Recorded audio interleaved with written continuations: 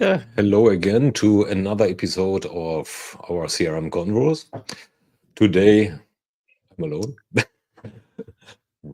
Well, not quite alone, but alone with Andie Dovgan of Creatio, who I would like to introduce for you in brief, as some of you probably already know it. So, Andie is the Chief Growth Officer at Creatio, and with that he spearheads the company's worldwide marketing, business development, sales enablement, and sales engineering efforts. So he's at Creatio for well over a decade now, so which is quite some time. He has been quite instrumental in shaping the company's growth trajectory, also the vision, and he demonstrated a profound commitment to customer and partner success. So this is, whenever I talk to Andie, it's about committing to customers. So this is amazing. So, and well, this obviously creates demand. This empowers organizations, and this is what Creatio is pretty much about. So,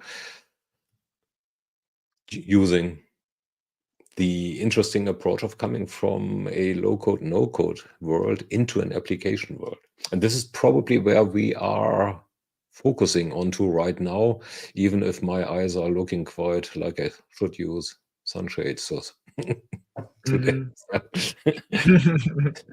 finally, summer reached the area of Seattle, and guess what? Hay fever struck me. So, maybe I should zoom out a little. So, Andie, so what did I forget? No, that was a very sweet and kind introduction. Excited to be here with you. I also think that it will be very interesting to have two people with European accents on this podcast. And I guess the only thing that I wanted to say, which is quite bitter, like I saw Marshall's picture in the opening, and I felt immediately sad, and he is missed.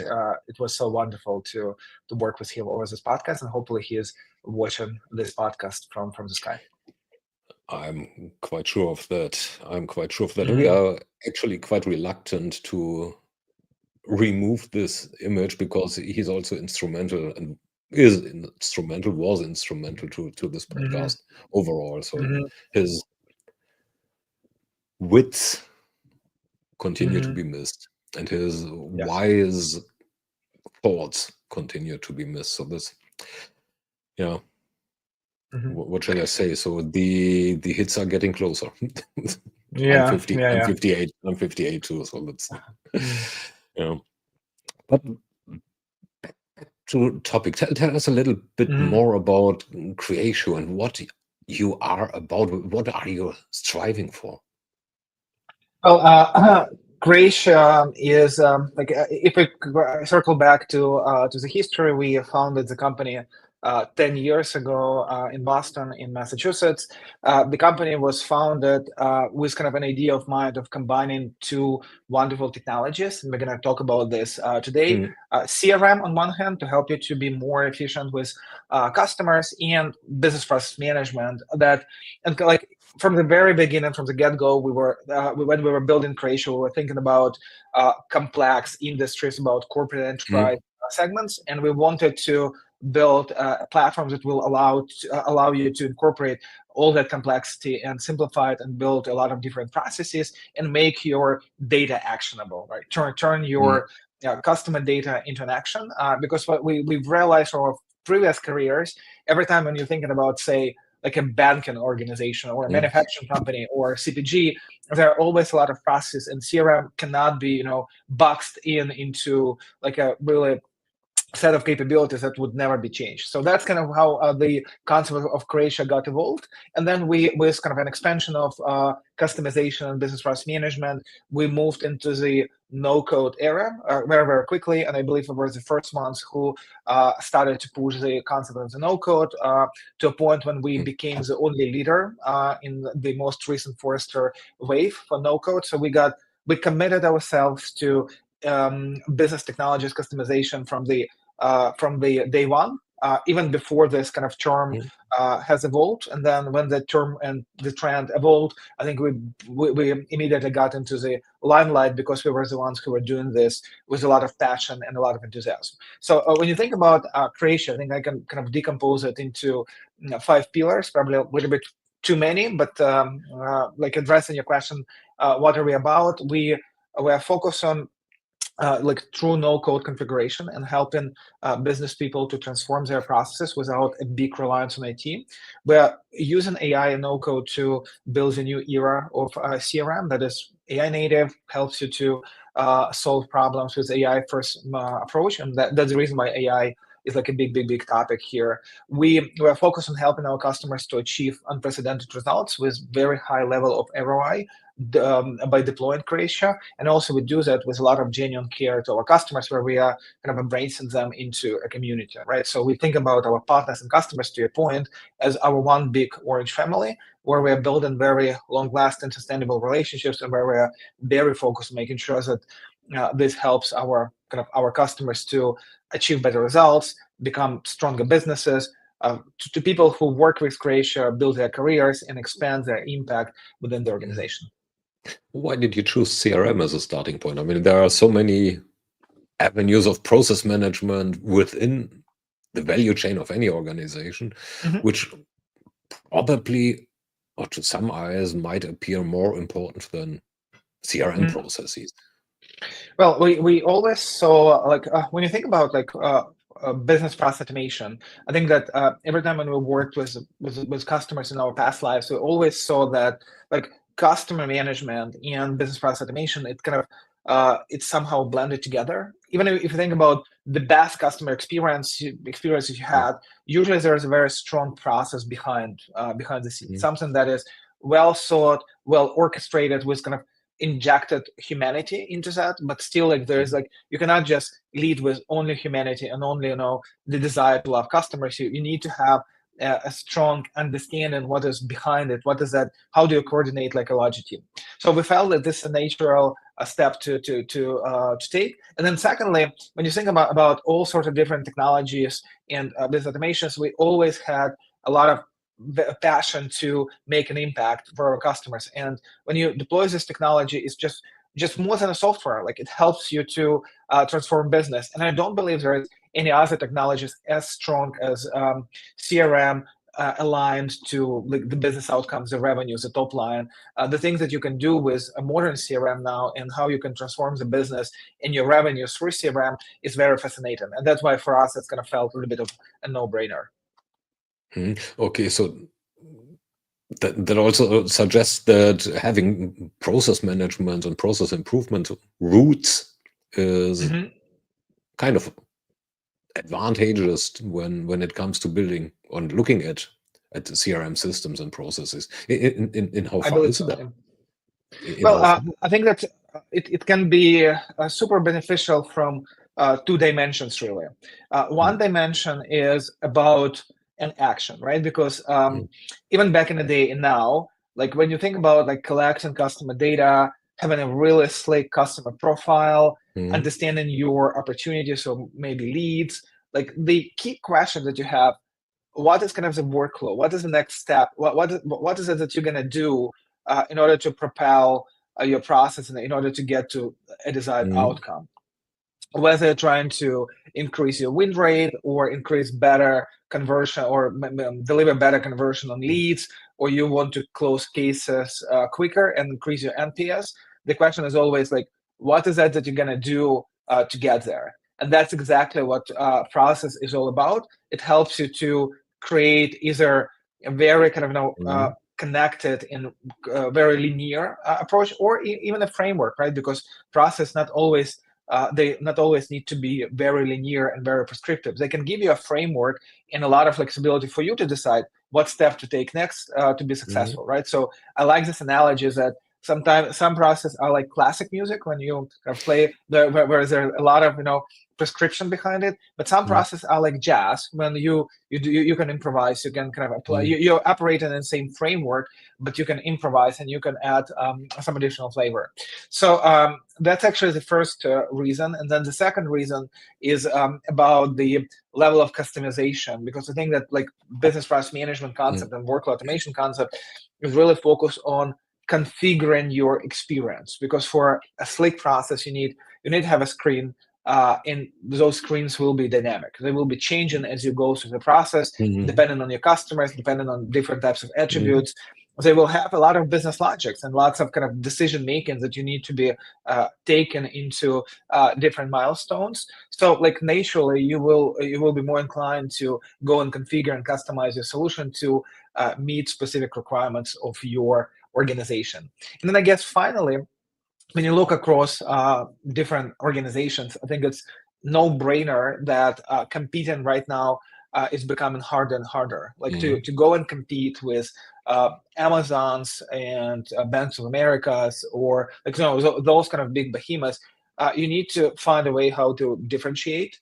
And one of that differentiation can be your what I call secret sauce that you can embody in your process, right? So some like you're probably doing like 80% according to the best practice, according to the industry standard, as it should be. But then those 20% you preserve for your secret sauce, where you can really automate something that is unique about your business, unique about your process, and then you kind of when you get it automated as part of the process, it brings it into a little bit different scale.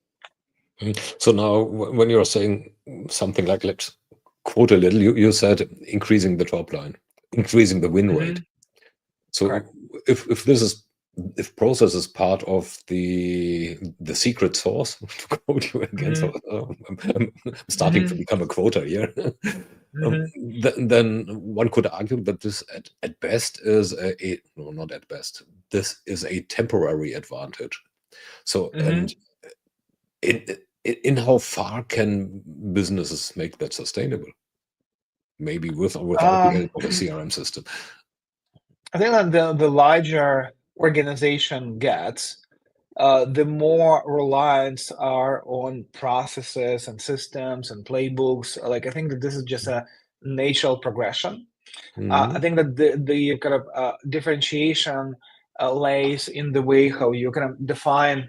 I think that in order to be successful, you need to have this kind of triangle. You need to have right people, and you need to be really good with people. You need to have right processes, and you need to have right playbooks. And playbooks are different from process. At least when I think about a function in my organization, or the way how we coach our leaders, is that we always kind of ask them to think about those three elements, right? I think that the bigger you become, the more kind of thought process should be applied to building processes, but also you need to do that on an adequate level and taking into account like the outcomes that you're trying to get, right? Because I saw a lot of different organizations that got overly excited with processes, and then created all of these kind of bureaucratical procedures, etc. That they don't have like a company soul in it. It's just a lot of different procedures, and it also kind of dries out the soul of the organization because it's just everything is so prescriptive.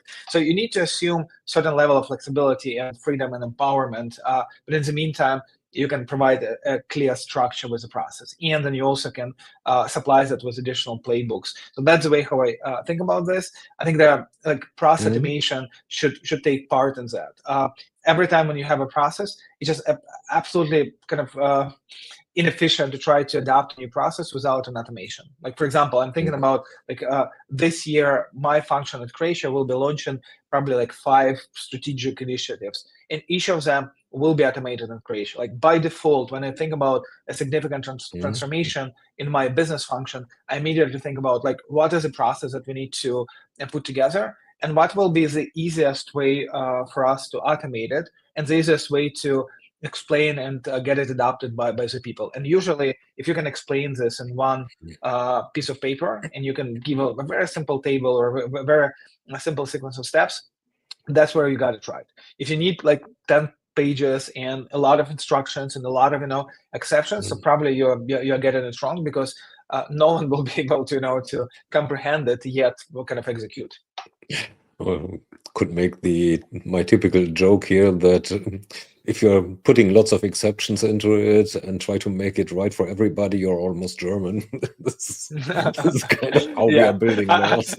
I needed to make a disclaimer about Germany, because process work a little bit differently in that geography. That I agree with. Yeah. But process and automation and flexibility are sort of the ends of scale.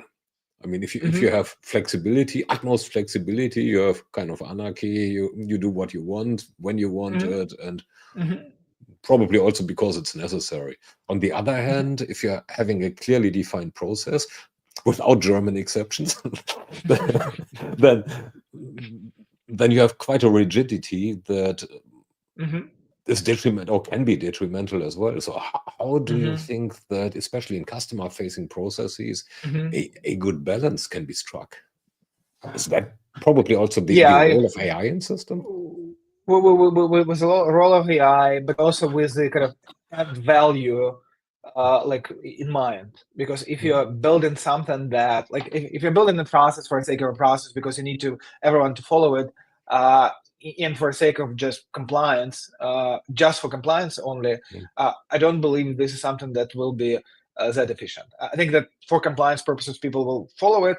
Will it create value in the end of the chain? Probably not. So I think that if you think about like customer value and customer outcomes first, or like what is it that you're trying to do? Do you want your people to be more productive? Do you want your people to kind of make your customers more successful? Do you want people to be more efficient with the kind of tasks that they're doing? So that's kind of the key goals that you need to approach. Well, the question is basically how. So what are indicators that one is on the right way?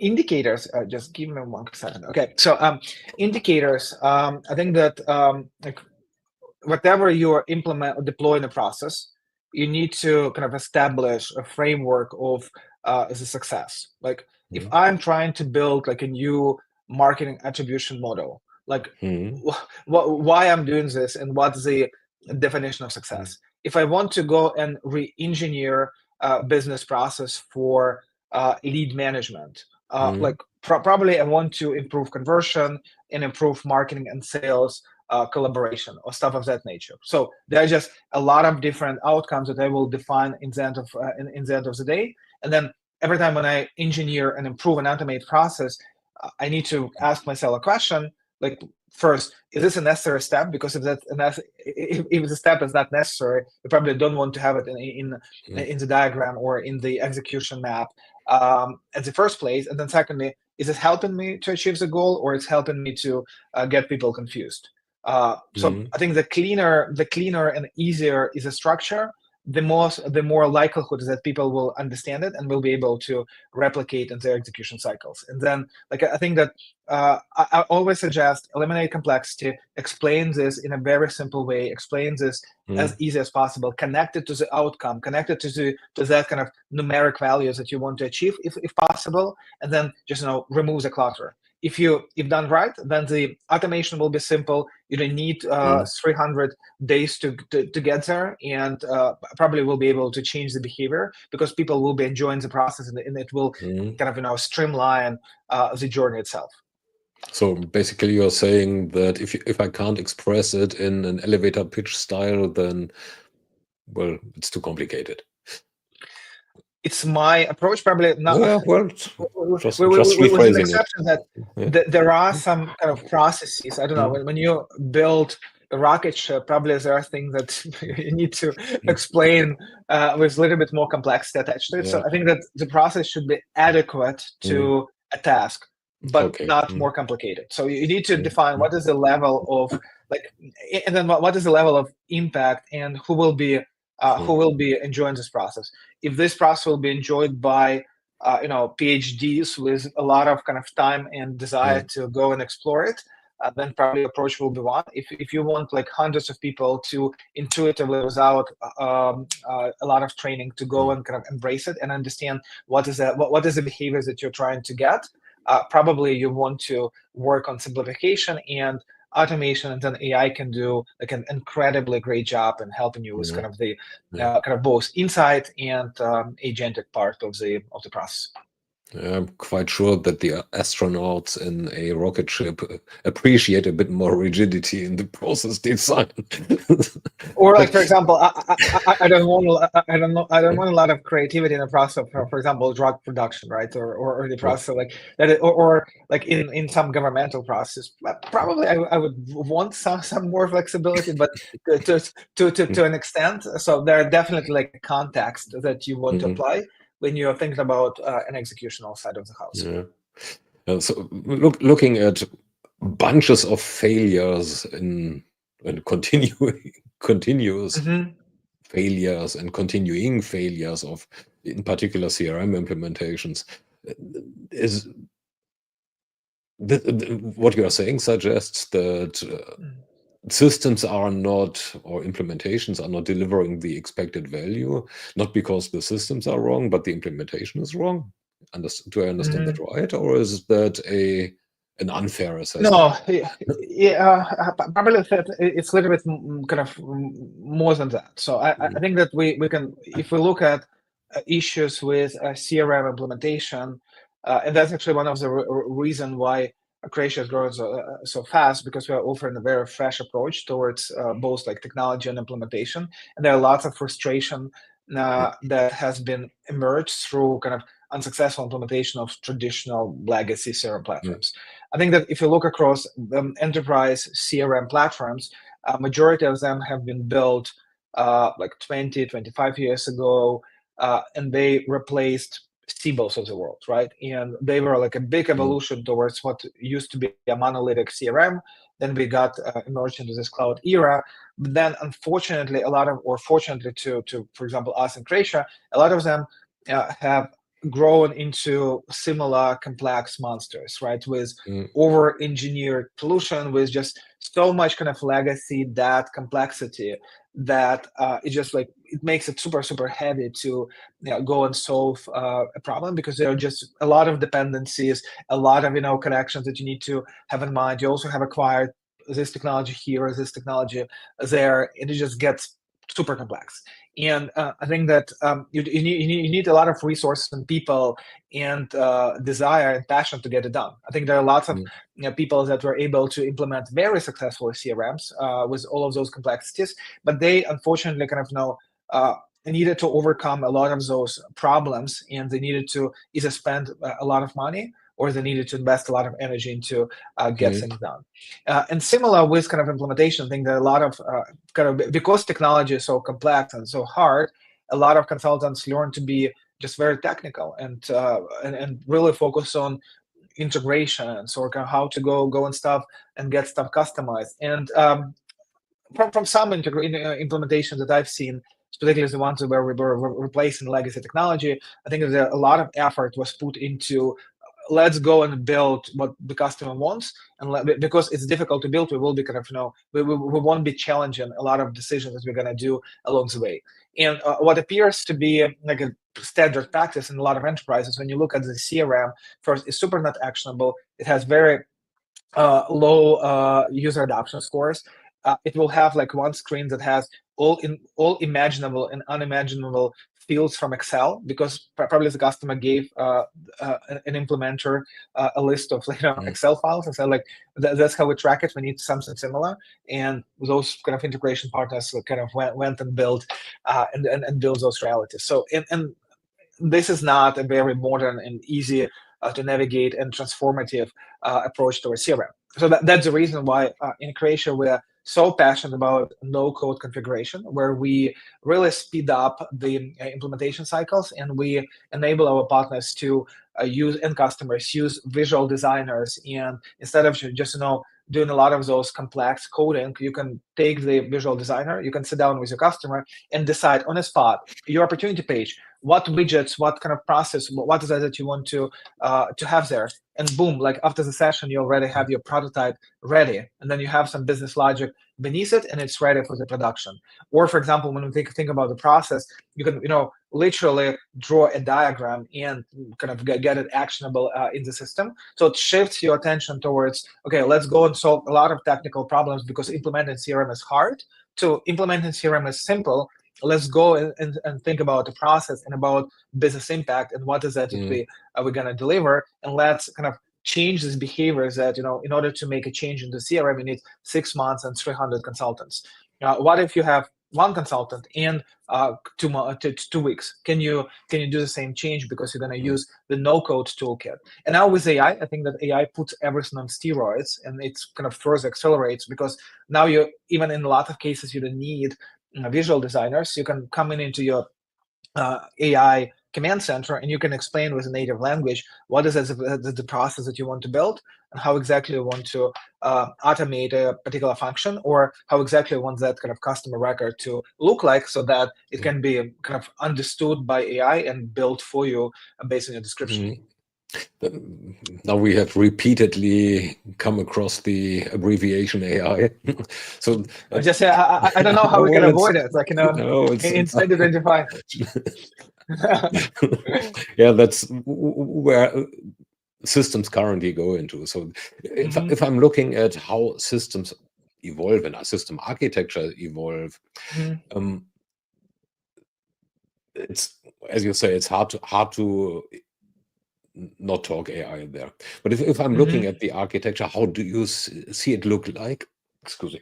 How do you see a CRM architecture look like in, let's say, 3 to 5 years, from whatever is legacy architectures that have been there to architectures how they should or could be envisioned, with probably the transition path in between, because we should also forget about the clients who have the then legacy architecture and probably do need to get guided from where they are now to the bright future without doing a full re-implementation, or probably with a full re-implementation if it's easy enough.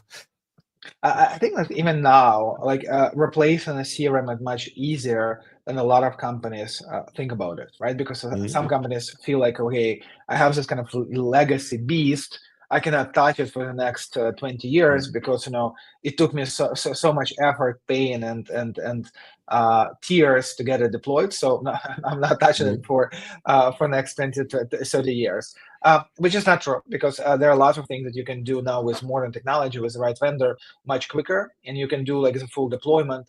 Now, we had a number of like legacy deployments with thousands of users we've done in like 3.5 months. That is reasonable time frame, and we like to joke about it, that it takes the same time some of our competitors to sign an NDA with the customers and for us to go and deploy the full-fledged solution. So there's definitely an ability to replace technology kind of much quicker. And then when we think about the future, I think that one famous CEO recently said that the SaaS is dead, and everyone kind of started to focus. Like everyone will start saying that we won't have like a data layer. We will have only kind of databases and AI agents. I think that the reality will be a little bit kind of different than that. I think that we will like the software that you use will significantly transform, right? And then we'll see an evolution of kind of 3 interesting kind of trends, in my opinion. The first trend will be like software as a service, but reverse, service as a software, when more and more functions will be delivered as an agent or as like a full-fledged solution, like for example presentation design or like content management, right? But when you kind of when you have you subscribe to getting the full service from like this agentic driven modern technology. Second big evolution is that we will see an expansion of AI automation, specifically in the CRM field, where I think that AI will be doing everything that salespeople hate or like business people hate, while people will be doing what they love, which is like an incredible progress in regards to the quality of work of people that interact with customers. Because I think that we've been living through decades when people were saying very openly that I hate updating my CRM, I hate kind of putting together some reports. Like now, AI can really accelerate a lot of those things very, very easily, and that's what it's for. And certainly, we also will see a little bit of a shift of this kind of buy versus build dilemma. That like in the early days of software expansion, build was kind of the only option, and then because it was very kind of buy was so unaffordable, and then kind of cloud shifted that paradigm. So less people started to build software because there were a lot of prepackaged software. But now build becomes very, very inexpensive with an expansion of AI for likes of no-code development. And kind of you can go and using domain knowledge, go and build whatever you want using natural language, right? And technology becomes like a skill. So I think that those three trends in different dimensions will reshape the software market as you know it. When you think about the end user, I think that the end user's life will be much better. Like I think there are only incredible news for the end users as for everyone else. First, we're gonna kind of see very different interfaces and interaction between the end user and the CRM. We're gonna see conversational experience. Like for example, in Creatio right now, in our newest release, you can actually disregard using mouse because like all interactions in the Creatio 8.3 you can do through the natural language and expanded kind of chat experience, right? So you can say, what is it that you want to open? What is that that you want to create? And then it becomes very contextual, right? So a specific context, you get that piece of information that you need right now without actually opening up this big table and going through a lot of different data. And then secondly, you will be able to use agents as your kind of twins or people who or elements that help you to do a job, and you can really delegate a lot of work on them, specifically the ones that you probably don't like completing. I don't believe that we are near the future where agents work with agents and those kind of. I think it gets too complex too quickly, and there are lots of hype. I personally feel like there are just so many complex and governance issues that like we need to think them through. We're not there yet. So that's the way how I think about the future of software and CRM category specifically. So let's dig a little into the make or buy. This is, well, it's the constant pendulum, right? So it's like, well, pretty much everything is sweet versus best of breeds, similar example. So it's going back and forth. So now where do you see an equilibrium there? Because I buy that make is very interesting, where I differentiate myself, where I can differentiate myself. Then there are some parts like regulations that I simply need to adhere to. So there we are probably pretty much in a buy scenario, because that's the same for you and I and my wife. So because we need to adhere to the same set of rules there. So where do you see a balance of pre-made software versus making it easy to, well, adapt it to me or you, or easily adapt it to me and you? There is this kind of wonderful classification of like system that I need to have to just do my business as usual. Then system of innovation, like this kind of evolution. I do believe that we will get better handle of that. I think that there are some processes that just there is no sense to go and build a bicycle, right? Because it exists. You can buy it. But there are a lot of kind of reasons for you to go and create something that is very specific to your business, and then incorporate your deep domain knowledge versus just kind of live with prepackaged solutions. So I think that the more we talk about processes and use cases that are unique to the business, help you to differentiate, allow you to intellectually think about like a new way of doing things, and just incorporating that into automation, that's the way to go. And that's actually the way how people will be competing with technology in the future. Because if I live in the world where I can build whatever application I want, and I can get access to technology, and AI can do all of this stuff for me, what becomes what becomes an ultimate value in those things? I think a lot of things that are very humanistic. It's about leadership, right? So I cannot buy leadership, or I cannot delegate leadership to AI. It's about creativity, like how can I go and solve a task unconventionally, and then go and kind of automate it in the system.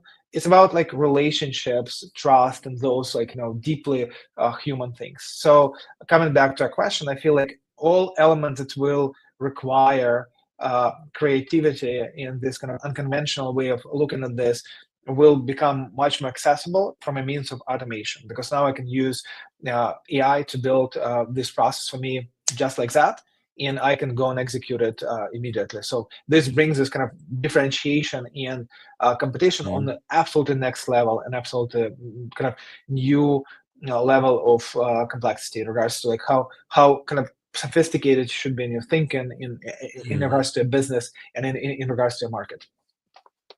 So now there's a huge discussion on, of course, in the current AI agentic world about all these three topics: leadership, creativity, and automation, which especially the creativity part, one could say that AlphaGo became Go champion because it thought, quote unquote, again, outside of the box, and had creative approaches that no man thought about. So boldly went where no man has been before, to quote Star Trek here, misquote Star Trek here a little.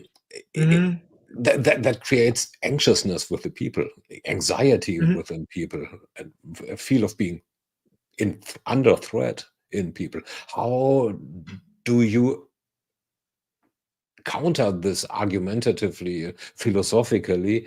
How do you approach and mitigate the fears that people have? Because you're also saying you're AI native, means you're endangering me. Well, I think that like I think about that from a positive lenses, right? So partially because I'm like in general very optimistic, and like thinking optimistically, and also our company like does the same way. And I think there are always a lot of positive opportunities that are coming out of any technological revolution that we encountered before. I think sometimes it's okay to feel uncomfortable to stimulate and activate needed action, right? So I think that it's absolutely probably not great to just be anxious and be under the threat, and this can create a lot of distress. But if that kind of anxiousness results into an action, a plan, a strategy that you go and execute, probably you will find yourself in a better world. You will find yourself in a better position with a better qualities, etc. At least they kind of being an entrepreneur and seeing the company growing and overcoming different kind of milestones. You're always under different kind of circumstances and different pressures. So I think that that kind of what makes you creative, and what makes you kind of act on your feet and build some good qualities. So I feel like we do need to recognize that we're kind of going through a significant shift of the paradigm, and it's driven by technology. And similar to, for example, an expansion of like any other technology, say kind of computers. A lot of people got threatened, and their jobs got threatened. But then, how many goodness was created? And those who decided not to just sit and wait, and decided to act upon it, and just go and get new skills, they got ahead of it. And now, actually, in those early days, I recently had a conversation with one young individual who is kind of on the third year of college, and he called me and wanted a career advice. I told him without any hesitation, go in and learn AI and AI prompt engineering and those types of things. Just forget about some other things that you've been learning in technology. Do that, because this gives you like everyone needs to be kind of upskilled with AI and the way how we use it. And if you do so, I think that there are a lot of opportunities ahead of us in regards to the market, in regards to like the evolving future. I don't believe that people will be working less. I think that there's every time there is this kind of promise that with a new technology, people will be working less, and now we kind of enter this new world where the week is only 2 days. It's not going to happen, in my opinion. I think we're going to work more because a company because every time when someone works 2 hours, there's an entrepreneur who's going to work 7 days and to outsmart, outpace, and do a lot of different things. So that's why I think that the nature of competition and open market stimulates a very different behavior, and then technology just accumulates that and gives us more tools. More tools, more capabilities. Yeah. So now talking about capabilities, well, no code and low code are capabilities.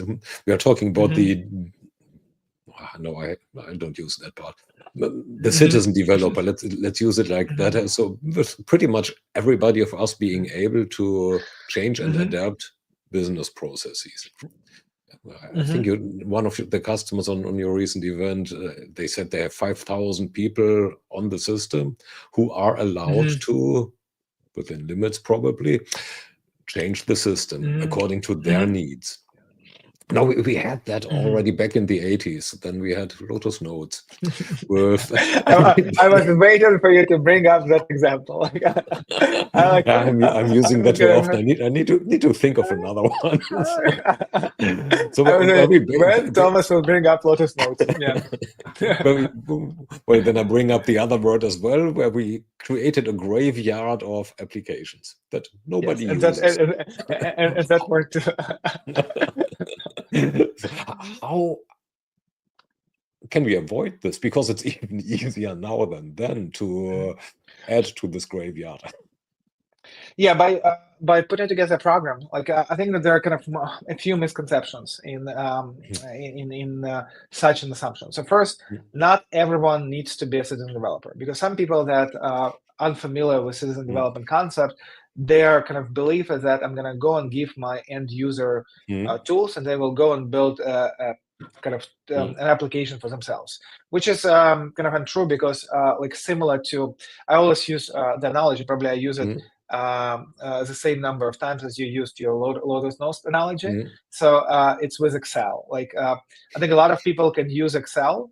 There are a few people who can build sophisticated files with macro, with logic, with with a lot of kind of stuff behind it. And I think that those people who understand structures, data, and process are ideal citizen developers, because instead of just building an Excel flat file or a file that is not actionable, they can build a smart, intelligent application with lots of AI, with the right process, and kind of bring this to the next level. So the first kind of thing is that not everyone needs to be building applications, and doesn't need to be it's not a mandatory approach that everyone becomes a citizen developer. In reality, it's not like that. So there are certain prerequisites of skill sets and your qualities that will make you a good citizen developer. Secondly, you need to put citizen developers into a program. Otherwise, you're going to get a chaos. So you need to have a program. You need to have certain kind of levels of governance with architects, head of center of excellence, that will kind of go through a cycle, understanding what are the apps that we want to build and who will be using them. Understand who will be the stakeholder, with whom we should be working to make sure that their life is changed through the apps that we're building.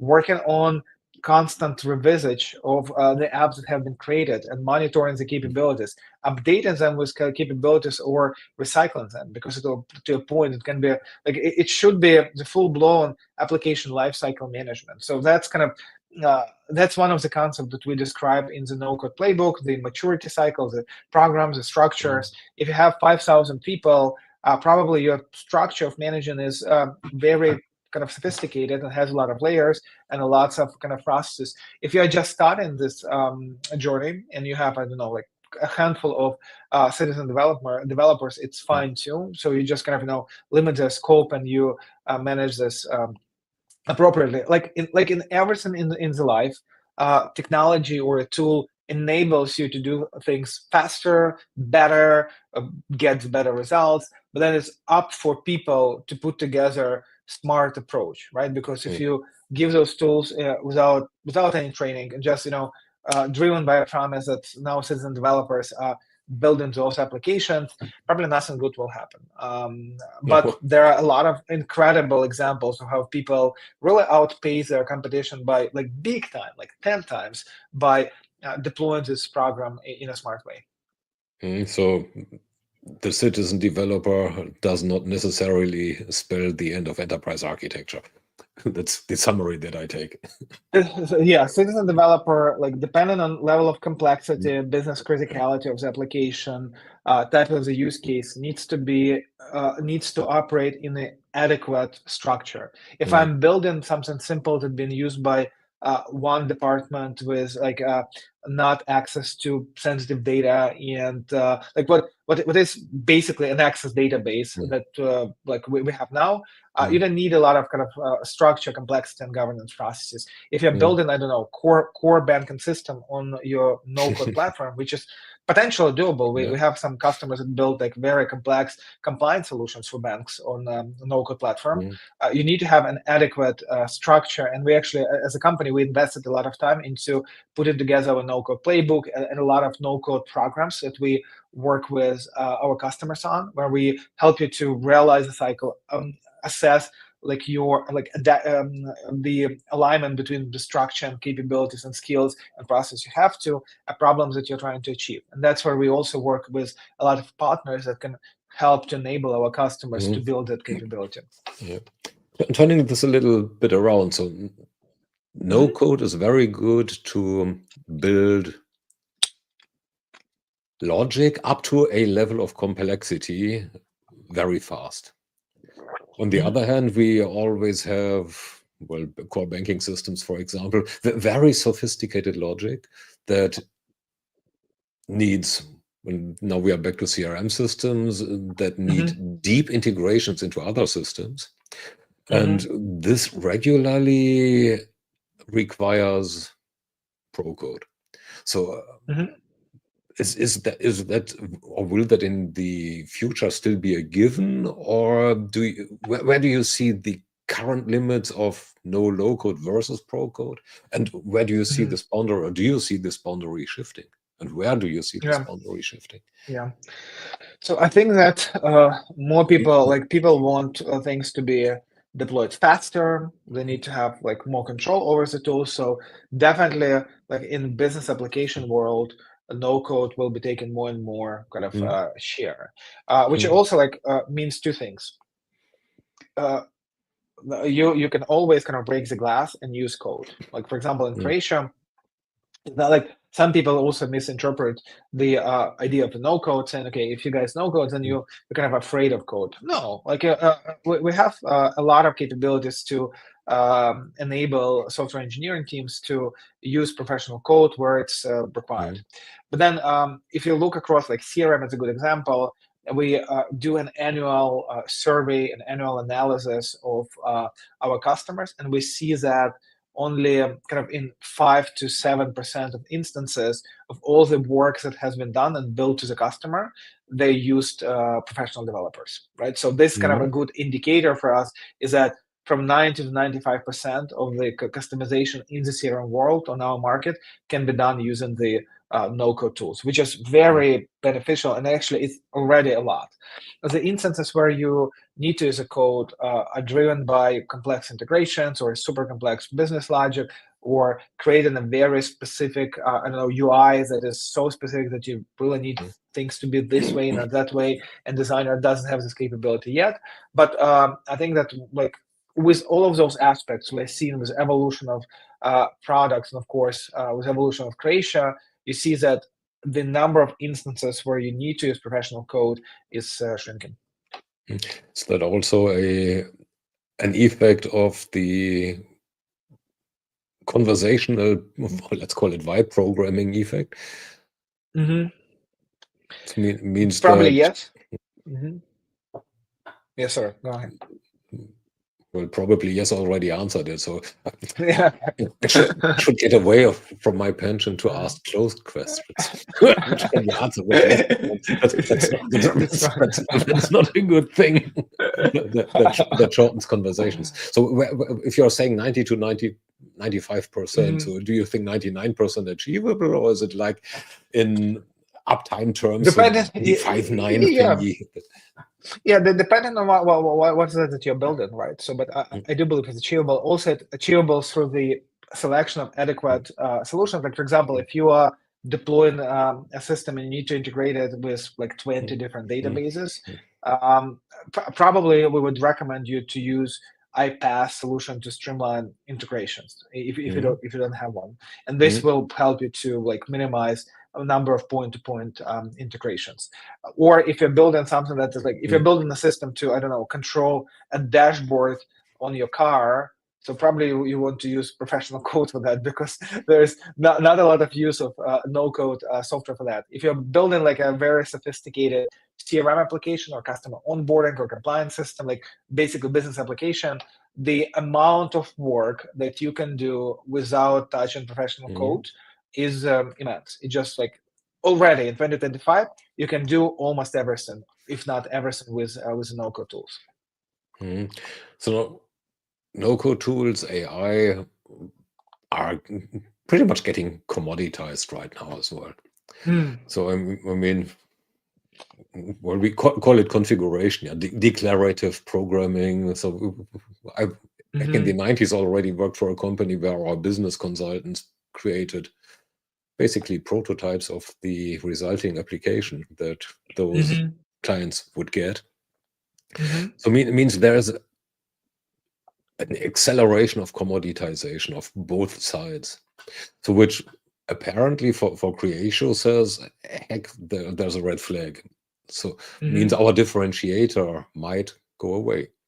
So how do you work with your clients and, well, your creative teams, your implementation teams, your product management teams, to beyond just features and functions, to continue to deliver unique value, so to stay different? Yeah, and look, this is kind of, this concern is quite old, right, and quite commonly used also, like an ongoing one. Meaning like not only applied to AI, like even like every time like investors would ask a startup like, what if like this gets commoditized and like other companies will build it, those types of things. So I think that this is kind of a legit and understandable concern. Reality is a little bit more difficult than that. I think that in Creatio there are a lot of added value in a way how we go about it, right? So I can just name a couple of elements.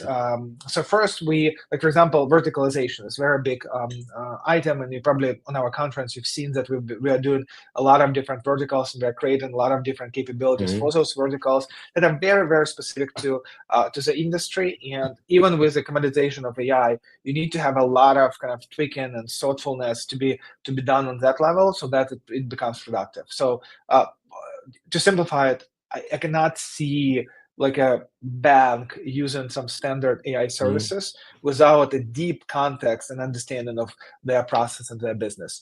The same applies to like real estate, property management company, whatever, right? So there are lots of kind of vertical context. Secondly, you have to have, in order for you to execute AI automation, there are a couple of things that Creatio does extremely well, and we can capitalize on this benefit. First, in comparison to a lot of other vendors, we've built our technology from the ground up. So we have one cohesive, unified system that allows us to really apply AI everywhere. And our AI has a full awareness of everything that is going on in Creatio. It knows that this customer had this case, had this history, had this kind of demographic data, was participating in this campaign, was assigned to this salesperson before it got assigned to this salesperson, and also it was part of this hierarchical group, what have you. And by having this full awareness, it's absolutely kind of unbelievable what you can do that. So you can you will be using Creatio not fragmentally and agents, like not fragmentally, but you can use it very kind of, in a very unified fashion across the entire customer journey. That gives you a very different value. And then thirdly, in order for AI to execute things efficiently, you have to have like a strong backbone and strong process, right? Because that's actually something that a lot of AI experts say a lot, that it's not just about, you need to always provide context, and you always need to help AI to kind of navigate through your environment. And then Creatio is really uniquely positioned by owning the data and having one single set of data, and by having the business process management element. It's just helping AI to navigate through the structure and a framework that has been created and can be easily configured. So I think that those three pillars, that's the way how we think about it. But it's I think that the beauty of this world is that we live in this kind of fast-paced innovation environment, and every single quarter we are kind of seeing new trends emerge, and we're trying to quickly use our culture to quickly adapt and understand what is it that we need to be doing to be ahead of the competition and ahead of the game. So now the industry base or industry solution that you mentioned ties a bit back into, well, definitely ties back into time to value, and it ties back into getting things done fast, and into make versus buy, because well, what is pre-delivered basically is built and not bought. So this then transitioning it to the next level has a profound impact also on your ecosystem, in particular on the partner ecosystem, because all of the sudden companies, the SIs that have as their mission to build applications based upon a revenue model need to change.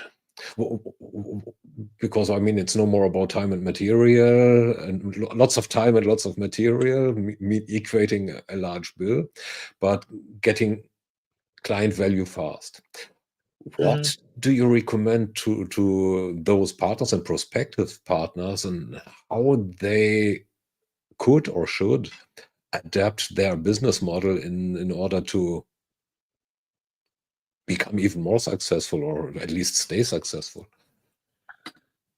Yeah, very interesting question. So I think that smart partners will be winners in this new race, and it allows us to it enables and opens up a lot of opportunities for smart services firms, right? Because I think that the times when you can go and log, I don't know, 5,000 hours or man days with Salesforce deployment for kind of building fields, they're gone. And I think that the number of customers that will be buying that will be kind of shrinking, right? You need to find a new ways for revenue, and you need to find a new ways how to drive innovation with technology. And we recommend to focus on the value you can deliver to customers. A lot of those firms know the domain much better to customers. They have access to resources that customers just by default won't be able to have, and incorporating that knowledge into the technology is the biggest values that they can deliver. And that's the reason why we've seen an incredible expansion of our partner relationships. Like, for example, Deloitte Digital is building a team of 1,000 people this year of Creatio no-code AI experts, and they are fully rethinking the profile of people and the way how they deploy those solutions. And something tells me that this team will be extremely successful, because they will be able to come into customers and completely reimagine the way how they use service hours. And at the end of the day, I think they will get many more service hours than for low-level kind of commodity type of configuration that doesn't bring a lot of value to the customers. That is just necessary evil to have, because the customer signed up for this kind of legacy technology that constantly needs kind of 300 administrators to kind of do basic things.